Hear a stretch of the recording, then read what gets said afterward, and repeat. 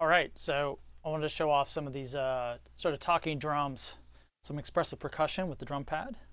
So let me just play a few things and then we'll decode it and analyze it.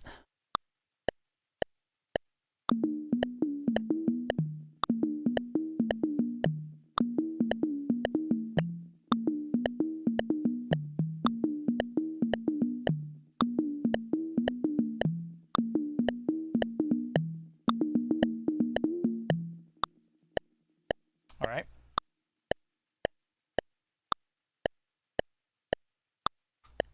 I'm going to go ahead and mute myself while I record this.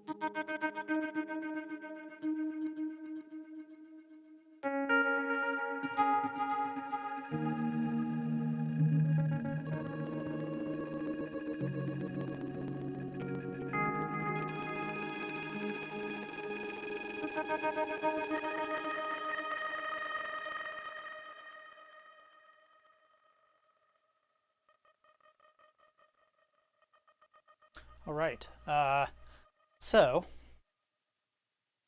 turn back to me. Let's see. So that was just a little jam I did with the Sensel Morph, using mostly the drum pad overlay, but then augmenting it with a few other things. That was all done in Bitwig Studio. There was nothing in here that was necessarily you couldn't do in another DAW. There are certain conveniences and just a familiarity I have with Bitwig. Plus, Bitwig Studio, we provide a version of Bitwig Studio 8-track with every Sensel Morph, so it's just a nice complement. Plus, it handles MPE really well, and I was using some different MPE features. So, but the main point of this particular jam and tutorial is I kind of wanted to go over the drum pad overlay and some of the expressive things I was doing with that. With the Sensel Morph, I'll go ahead and let's see, give you the screen and overhead view. Yeah, so with the Morph itself, of course, is a high density array of pressure sensors. So we can detect multiple touches and pressure and velocity and location of each finger. And when we put an overlay on it, we can detect the different areas of the overlay and adjust the interpretations of all the touches on there.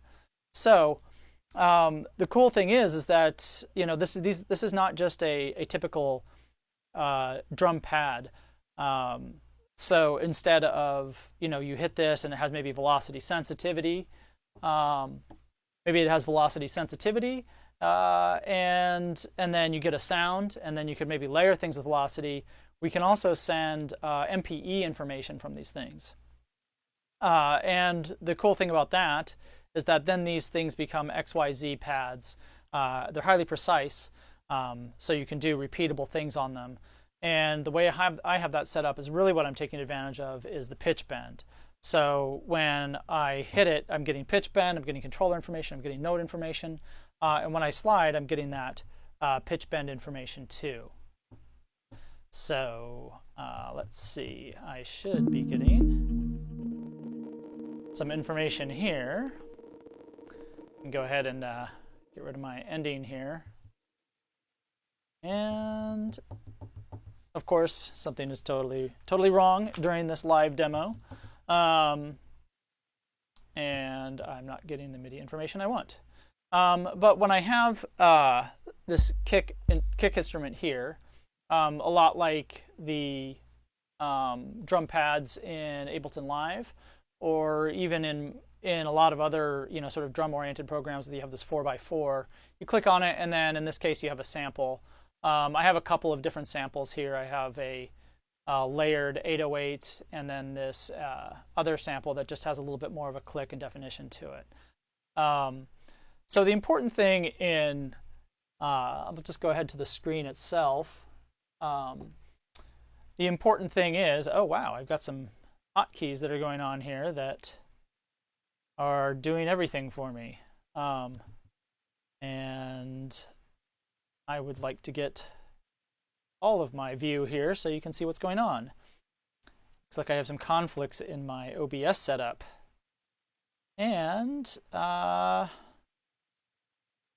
let's see. So anyway, drum machine, back to where I was. And I have the sampler here. The important thing is that you need to turn on key tracking. So when you create a drum sample, for example, in Bitwig, and if I just load a sample like that, it loads up a sampler. I've got the WAV file, but it doesn't turn on the key tracking here. So it doesn't respond to pitch bend, doesn't respond to pitch changes. It just plays the note that's assigned that particular cell. So once I turn this on, it's going to respect the root. And I would need to make that root, I guess it would be whatever is short of F2 there in the drum pad, in the drum cells. So that would be E sharp, or just E, I guess, E2. So now we're back at the original pitch. So that's just an example of, how you quickly add that pitchability to it. And then you have to go through each sample to allow that. And for whatever reason, I seem to have lost all of my MIDI input. I suspect it had something to do with my hotkeys. So I'm just going to go ahead and restart this session. Go ahead and close it. I do not want the changes. And I'm going to go back and open it. And we're going to get a nice buzz. That's pretty cool. I'll shut that up for now. And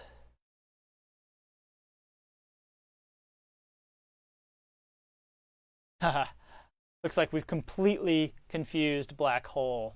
So we've kind of messed up the whole tutorial. But such is digital streaming adventures. So what we have here is each sample has its key tracking and can respond to pitch bend. We've got pitch bend coming out. So when I stroke the pads like this, as you saw in my demo, you will actually, let's see, let me go ahead and show you that. So when I move my fingers up and down on these, you get that sound pitch bending. The other thing I did is I added to these tom sounds, I added a little bit of a loop, and I added a little bit of a release, so that way I could really exaggerate the pitching. Otherwise, it's such a short sound, you don't necessarily get that really dramatic pitch shifting, which is kind of more like a talking drum with a little bit more of a resonance. So that's kind of one way to make these things expressive. The other thing I was doing was with a hi-hat. You could see how that was changing the filter, and again, that was with the simple bitwig filter and using the expressions. So we can take a look at the hi-hat, and I have an expressions modifier here that I added, and you can see that the timbre, which is the vertical motions on these things, affects the filter.